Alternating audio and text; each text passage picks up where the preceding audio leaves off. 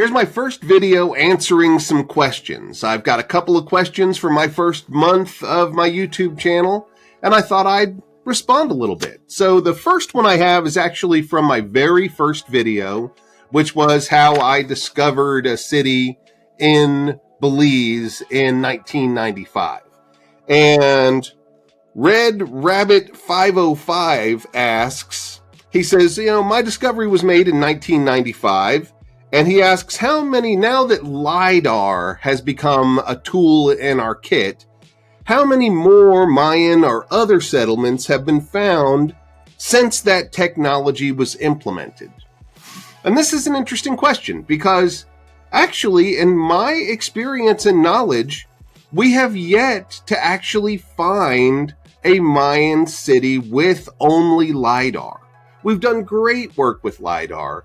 But what we're doing still to this day is we are looking at sites that we've already found, and the LiDAR is showing us much more, many subtle aspects of the landscape that are showing us buildings and roads and things that we didn't see before.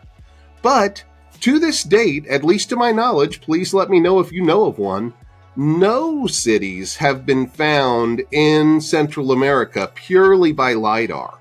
We're getting better pictures of the cities we already knew about. So in terms of have we discovered new cities with LiDAR? No. But have we discovered new cities since I found Mashna in 1995? Yes, we've found a number of them. Actually, the GOAT of finding cities in modern times is a man named Ivan Šprajc. He's from Eastern Europe, but he works with the government of Mexico, and he's in southern Campeche. And Ivan Šprajc, just over the last 2 decades, has found over a dozen major Maya cities, not just little villages. Those are everywhere. I mean, those are absolutely everywhere when we find them, but we don't even record them. There's so many. But Ivan found things with pyramids and stela and ball courts. So if you want to see some of the newest things that have been found, look for Ivan Šprajc and look at some of his research. But Ivan did it old school like I did. He just trounced through the jungle, hacking away, looking at topography maps, and that's how he found them.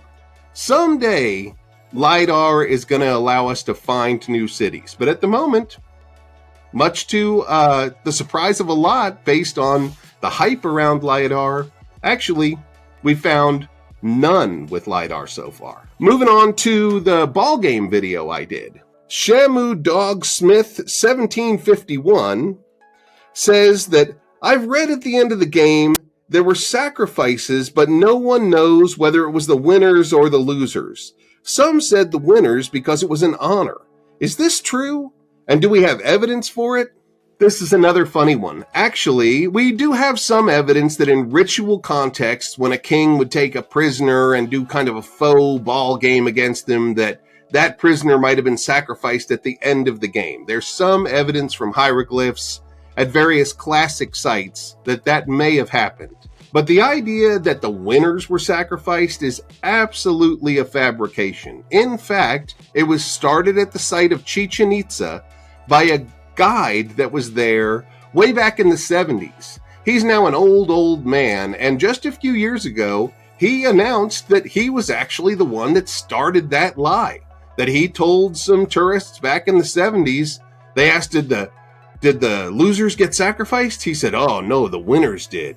And they loved it so much that he just kept saying it. And then other people kept saying it, and it became this thing that sounded like it was the truth, but actually it was just a great fun lie from one guide in Chichen Itza, and he admitted it just a few years ago, proudly, that he started that rumor. So, no, we have no evidence that winners were sacrificed. You really would have a hard time putting together a ball team of any valor or worth if they knew they were going to die as soon as they won.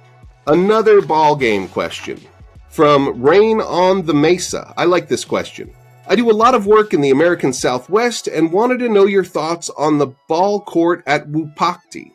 It has a different structure than the eye-shaped courts at Pakime in Chihuahua. Were they playing the same game up here? Why did the Hohokam seem to adopt this more than the Mogollon? Well, the one at Pakime is definitely a Mesoamerican eye-shaped ball court. It's just south of the border of New Mexico and Mexico. So that one is a legit Mesoamerican ball court. The site itself is a combination of Southwest culture, probably Mogollon, and Mesoamerica. It seems to be kind of a point of contact between the two cultures. But I have an unpopular opinion about the Hohokam ones in Arizona. Dozens of them that were found. Wupatki's is the most famous example. But they're oval-shaped and they're dug into the earth and they have entrances on two sides on their long ends of the oval. I don't think they're ball courts at all. They were first named or identified as ball courts by Emil Howry in the 1930s, and he was a pillar of archaeology, great archaeologist, great work. But in those early days, he said they looked like ball courts and it stuck. And so we've been still calling them ball courts all this time. The truth of the matter is we have no evidence that they are ball courts at all. As you rightly point out, they are very different in shape. They're oval. They don't have a lane in the middle. They have some sloping walls, yes. I personally think that they are dance platforms. They're public performance areas. One of the reasons that I really think that they're not ball courts is that Arizona is so dry. If they were using rubber balls, by now, with 100 years of archaeology, we would have found a rubber ball. I've gone into some of the museums of that area, and they have a couple of displays that are showing balls used in the ball game, and they're actually rocks about the size of a baseball.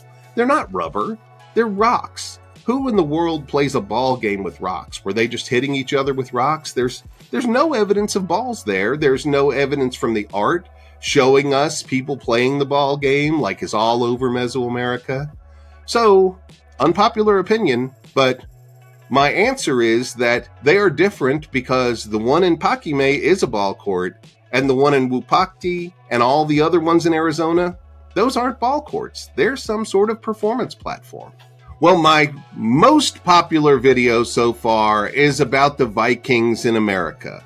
Thank you, everybody, for watching it so much. I got over 300 comments. I want to thank the over a dozen people that schooled me that I had missaid that it was Newfoundland when actually, no, it was in Newfoundland, not in Labrador, as I said. Thanks, everybody, for those comments. I will be careful to check my facts a little bit more. I'm just getting started here, so thanks for the reminder that even the little things matter. I also want to thank the dozens of people who told me that I was saying Newfoundland wrong.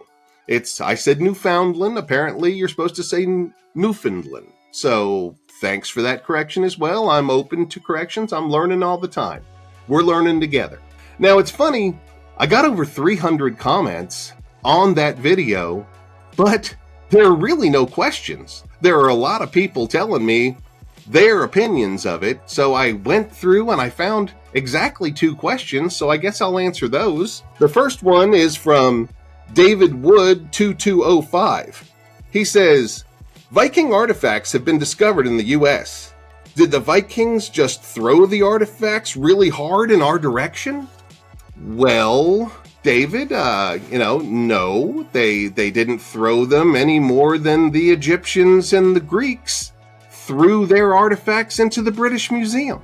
In my opinion, most of those artifacts are one-offs and they're either confused locations or they're outright hoaxes. So, no, I don't think they threw them, but I do think that they are in doubt because of their lack of archaeological context. Last one, also on the Vikings, is from Brad Hood 9080. He says, my goodness, are you just figuring out now that the Vikings were in North America? No, Brad. I've known that for a while. I am attempting to make a YouTube where I educate people and share my knowledge. I have known for quite a while, as clearly you have too. Well, okay. There's my first question-answer session. I hope you liked that. Keep the questions coming. I am open-minded, and I will remember to check some of my facts before I just talk. I love doing this off the cuff like I'm doing right now, but it is important to get the facts right, and I appreciate all those folks that watched the Viking video and explained to me the facts that I had gotten wrong. I'll do better. Keep with me. Thanks for watching.